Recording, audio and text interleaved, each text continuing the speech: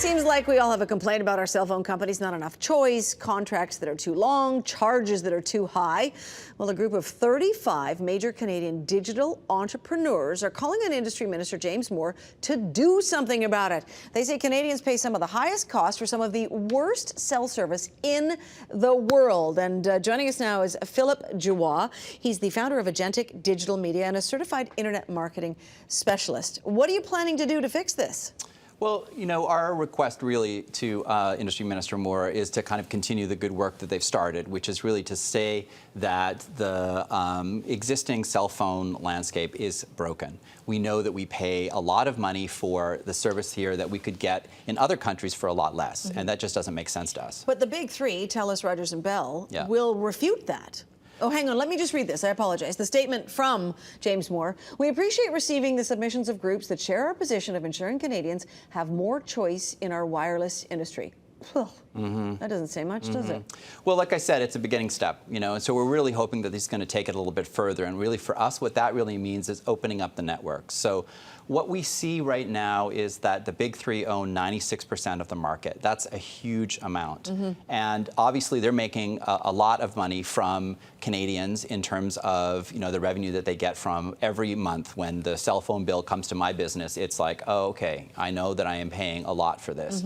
And today, when we're trying to reach customers all over the world, we need to have that kind of global competitiveness. And I think our wireless industry is something that we really could make competitive. Right, but they will tell you that the studies show that the rates in Canada are comparable to the United States or other countries, and that we aren't being But it's punished. tricky because, you know, it's the way they did that survey. So imagine that if you looked in the United States and you took luxury cars like BMW, Mercedes, and Lexus, and you put them all together, and then in Canada you compared all of the cars, including Hyundai and Honda, and then you made an average of the cost. What do you think would happen? You know, the U.S. cars are going to look a lot more expensive, and that's really what they did in that survey. And we have a lot more independent studies. So J.D. Power, a world-recognized consumer organization that ranks these things, has said that we are an expensive country.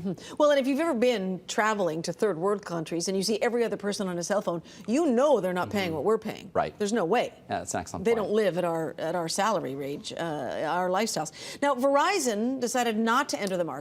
Scared the heck out of the big three, though. Absolutely. You know, you saw there was like an incredible amount of advertising, and you know, Industry Minister Moore called it misleading. It was a PR campaign, really, to try and get Canadians on the side, you know, of the big three. And really, I don't think that it worked. I think Canadians have had a lot of years of poor service, poor customer service, and expensive rates. And so I think we're a little bit smarter than that. And that's really where we came from, just looking at this and saying, like, wait a second, we really need to change this. So is this what sparked you guys? This Absolutely. Whole... I mean, there's really been a whole, you know, movement to try and make cell phones affordable in Canada.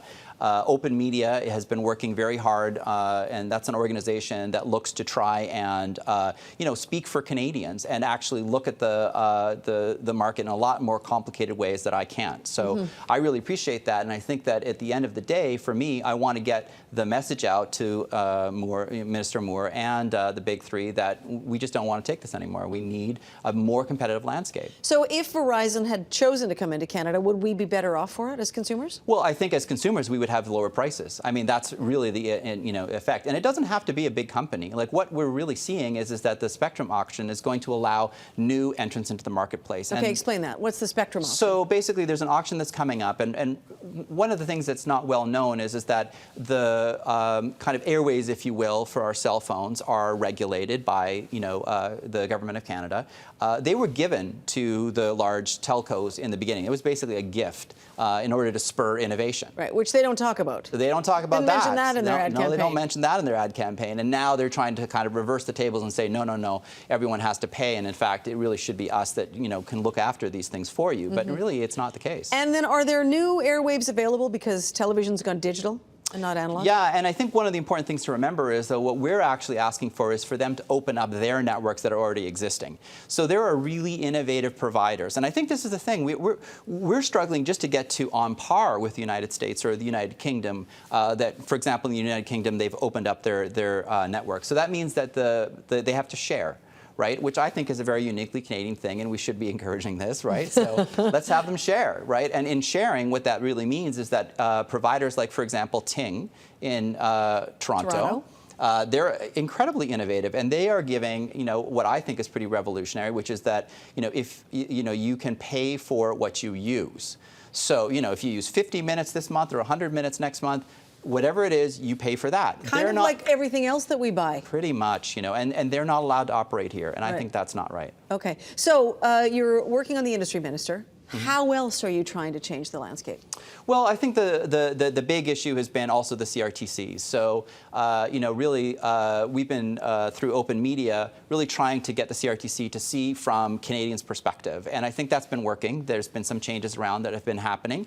And I feel like that's a positive aspect. Open Media has been releasing some really interesting reports. I've been reading them, with real interest, because you can see the amount of Canadians around the demand choice. 60,000 Canadians have signed a petition saying that, cell phones are unaffordable. I mean, that is a tremendous number here.